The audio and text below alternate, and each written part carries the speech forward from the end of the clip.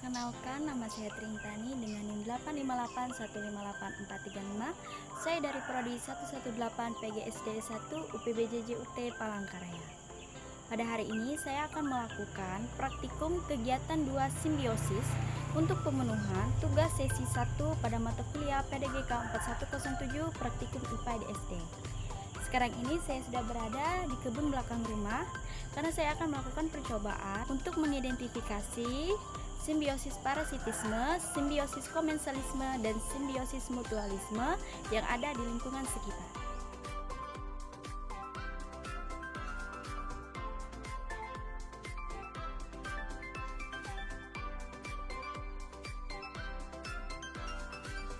Simbiosis parasitisme adalah suatu hubungan di antara dua spesies atau organisme di mana satu spesies mendapatkan keuntungan sedangkan spesies lainnya yang sering disebut inang dirugikan. Contoh jenis hubungan parasitisme antara kutu kucing dengan kucing. Kutu kucing akan memperoleh keuntungan dengan mendapatkan tempat tinggal serta sumber makanan dengan menghisap darah kucing. Sedangkan kucing akan mengalami kerugian karena iritasi pada kulitnya dan rasa gatal.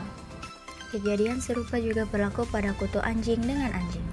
Kutu diuntungkan karena memperoleh tempat tinggal serta sumber makanan dengan menghisap darah anjing. Sedangkan anjing akan mendapatkan kerugian karena ia mengalami iritasi pada kulitnya dan juga rasa yang gatal. Selanjutnya, hubungan antara nyamuk dengan kucing. Nyamuk memperoleh keuntungan dengan menghisap darah kucing yang berguna untuk memperoleh protein bagi perkembangan telurnya. Sedangkan kucing dirugikan karena mengalami iritasi kulit dan gatal bahkan adanya risiko infeksi. Hubungan interaksi antara benalu dengan pohon langsat. Benalu akan memperoleh keuntungan karena mendapatkan nutrisi dan tempat tinggal, tumbuh, dan berkembang. Sedangkan pohon langsat akan mengalami penurunan nutrisi serta risiko kematian. Hal itu terjadi karena benalu tidak hanya menumpang, tetapi ia juga menyerap dan mengambil unsur hara atau mineral yang berasal dari pohon langsat. Sehingga separuh dari hasil penyerapan akar digunakan untuk perkembangan tanaman benalu. Jika hal tersebut terjadi secara terus-menerus dalam jangka waktu yang panjang, maka akan adanya risiko besar pohon langsat mengalami kematian. Terakhir yaitu interaksi antara lalat buah dengan buah jambu. Lalat buah akan memperoleh keuntungan karena memiliki tempat untuk bertelur di dalam buah jambu sebagai tempat dan sumber makanan bagi larva-larvanya. Sedangkan buah jambu akan mengalami kerusakan bahkan dapat menyebabkan pembusukan dini akibat adanya larva di dalam buah yang mempercepat proses pembusukan.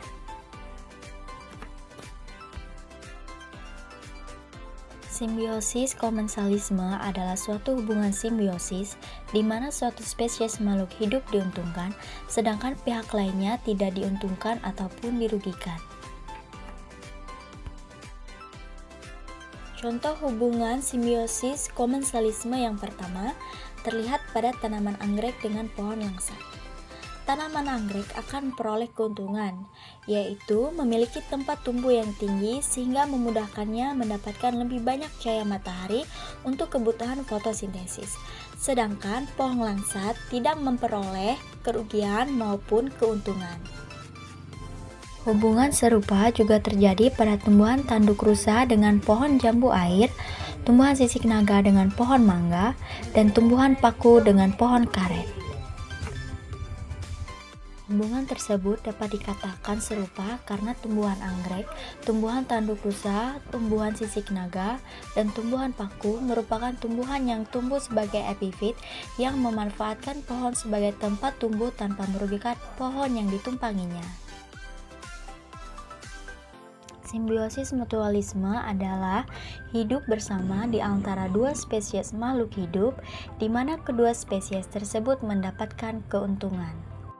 Contoh simbiosis mutualisme yang pertama adalah interaksi antara tanaman dan cacing tanah.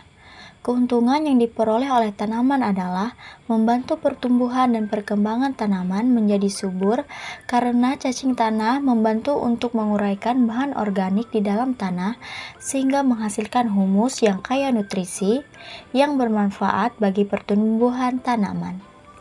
Cacing tanah pun mendapatkan keuntungan, yaitu mendapatkan sumber makanan karena cacing tanah memakan bahan organik yang terurai, seperti daun dan sisa-sisa tanaman yang memberikan nutrisi bagi mereka. Kupu-kupu dan bunga soka. Interaksi keduanya menguntungkan karena bagi pihak kupu-kupu akan memperoleh sumber makanan serta nutrisi dari nektar bunga soka. Nektar ini merupakan sumber energi yang penting bagi kupu-kupu. Selain itu, bunga soka pun mendapatkan keuntungan karena dipermudah dalam proses penyerbukan. Saat kupu-kupu menghisap nektar, secara tidak sengaja mereka memindahkan serbuk sari dari satu bunga ke bunga lainnya. Hal ini dapat membantu proses penyerbukan yang penting untuk reproduksi tanaman. Simbiosis antara kupu-kupu dan bunga soka hampir serupa dengan hubungan antara lebah kelulut dan bunga belimbing wuluh. Lebah kelulut mendapatkan keuntungan dengan memperoleh makanan dan nutrisi dari bunga belimbing wuluh, sementara bunga belimbing wuluh mendapatkan bantuan dalam proses penyerbukannya. Semut dan pohon sirsak. Semut memperoleh keuntungan karena ia mendapatkan sumber makanan dan tempat tinggal serta perlindungan, sebab semut mendapatkan nektar dari kelenjar nektaria yang terdapat pada pohon sirsak. Nektar inilah yang menjadi sumber energi bagi semut. Semut pun dapat membuat sarang di celah-celah batang atau daun pohon sirsak.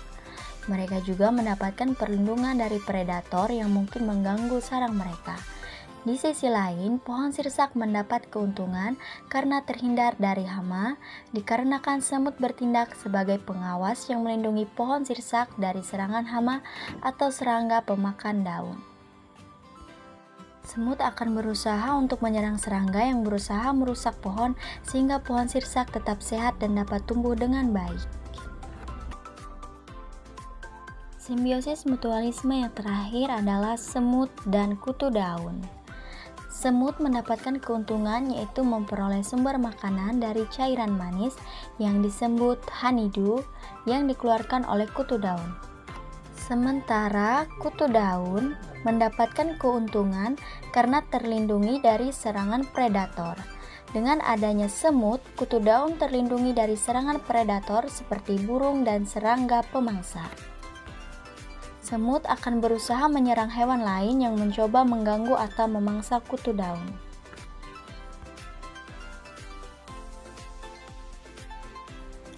Berdasarkan pengamatan yang saya lakukan, dapat disimpulkan bahwa simbiosis parasitisme adalah hubungan dua spesies makhluk hidup yang berbeda di mana pihak yang satu mendapat untung, namun pihak lain mendapatkan kerugian. Simbiosis parasitisme berpengaruh buruk pada makhluk hidup yang ditumpanginya atau biasa disebut dengan inang. Simbiosis komensalisme adalah dua spesies makhluk hidup di mana pihak satu diuntungkan sedangkan pihak lainnya tidak diuntungkan atau dirugikan. Simbiosis komensalisme ini juga dapat berpengaruh buruk bagi tumbuhan yang ditumpanginya jika terjadi secara terus-menerus dalam waktu yang lama karena dapat menghambat pertumbuhan atau berkurangnya produktivitas tumbuhan yang ditumpanginya atau biasa disebut dengan inang. Dan simbiosis mutualisme adalah hubungan dua spesies makhluk hidup yang hidup bersama dan saling menguntungkan satu sama lain.